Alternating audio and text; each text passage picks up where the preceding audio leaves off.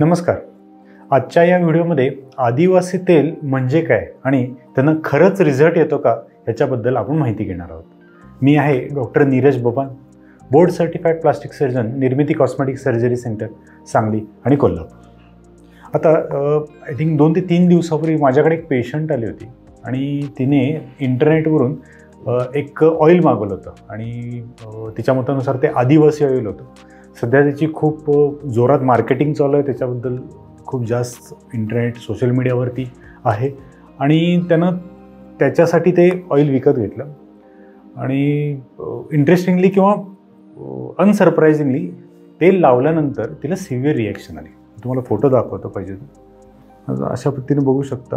पूर्ण हे जे काही जो लावलेला एरिया होता, केसांचा एरिया, तो सोडून स्किनवरती पूर्ण रॅशेस आले आणि स्किन पूर्ण लाल झाली. दोन्ही बाजूला मानेवरती रॅशेस आले आणि ते रॅशेसमध्ये साधारण एखादी काय म्हणतात त्याला पस फिल्ड रॅशेस होते आणि त्यातून पस बाहेर पडून घाण बाहेर पडून तिथं स्कार तयार झाला. म्हणजे त्यांना बऱ्यापैकी सिव्हिअर रिॲक्शन झालेली होती.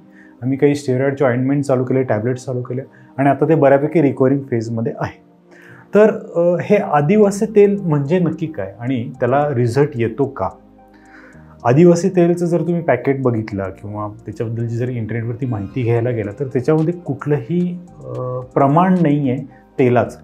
म्हणजे समजा तुम्ही मिनॉक्सिडिल ऑइल विकत घेणार असाल तर तुम्हाला माहिती असतं की त्या मिनॉक्सिडिल ऑइलमध्ये किंवा सिरममध्ये 5% मिनॉक्सिडिल आहे. ते कुठल्या बेस आहे, त्याच्यात इथिलीन ग्लायकॉल किंवा अल्कोहोल बेस आहे का, वॉटर बेस आहे का, अशा पद्धतीची सगळी माहिती त्या लेबलवरती अवेलेबल असते.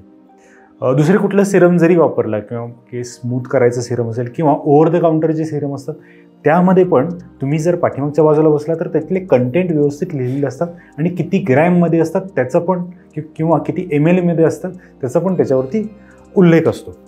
पण जर तुम्ही आदिवासी तेल किंवा हे जे तेल एकदम टॉल क्लेम्स करतात, म्हणजे आम्ही पूर्ण केस उगवून देतो वगैरे वगैरे, तर अशा तेलाच्या बाटलीवरती जर तुम्ही बघितलं तर तिथे कुठेही तेलाचं प्रमाण किती पर्सेंटेजमध्ये आहे, कुठलं तेल वापरलेलं आहे आणि अख्ख्या म्हणजे आता 100 ml असेल, 200 ml बाटली असेल तर त्यामध्ये तेल किती प्रमाणात आहे याच्याबद्दलची काहीही इन्फॉर्मेशन नसते. मग अनेकदा प्रश्न येतो की एवढी ॲड होते, एवढे सेलिब्रिटीज, इन्फ्लुएन्सर्स वगैरे त्याच्याबद्दलची माहिती देतात, मग डेफिनेटली काहीतरी काम करायला पाहिजे ना. तर एक्झॅक्टली, तर ह्या पेशंटमध्ये काय झालं, त्या मेथडनी ते तेल काम करतं. म्हणजे काय की अनेकदा आपल्याला माहिती असेल डर्मापेन किंवा एखाद्या स्काल्पवरती जर तुम्ही घासला तर त्या ठिकाणी एक जखमसारखं तयार होतं आणि त्या ठिकाणी कोलॅजन प्रोडक्शन वाढतं, इन्फ्लेमेटरी रिस्पॉन्स देतो बॉडी आणि त्या ठिकाणी केसांची जी काही जाडी असते ती ठराविक पिरियडनंतर वाढते. म्हणजे डर्मापेन ज्या पद्धतीनं काम करतं त्याच पद्धतीनं मोस्ट प्रोबॅबली हे आदिवासी तेल काम करत असणार आहे.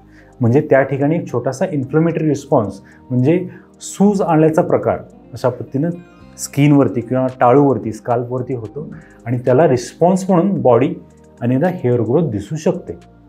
पण डेफिनेटली ह्या तेलामध्ये कुठल्या पद्धतीचं ऑइल आहे, कुठल्या झाडाचं आहे, कशाचं आहे याच्याबद्दलची काहीही इन्फॉर्मेशन नसते आणि त्यामुळं आम्ही अधिकाधिक असे पेशंट बघतो की ज्यांना याची सिव्हिअर रिॲक्शन असते. त्यांना स्टेरॉइड क्रीम चालू करायला लागतात, कधीकधी ॲडमिट होण्यापर्यंत पण करायची वेळ पण येऊ शकते. त्यामुळं आदिवासी तेल ह्याच्यामध्ये प्रमाण माहिती नसल्यामुळे, त्याच्यामध्ये कंटेंट माहिती नसल्यामुळे ते ॲब्सोल्युटली सेफ नाही आहे. तुम्हाला जर कुठलं तेल हवं असेल, करायचं असेल तर त्याच्याबद्दल तुम्ही पूर्ण इन्फॉर्मेशन घ्या, माहिती घ्या आणि त्यानंतरच वापरा.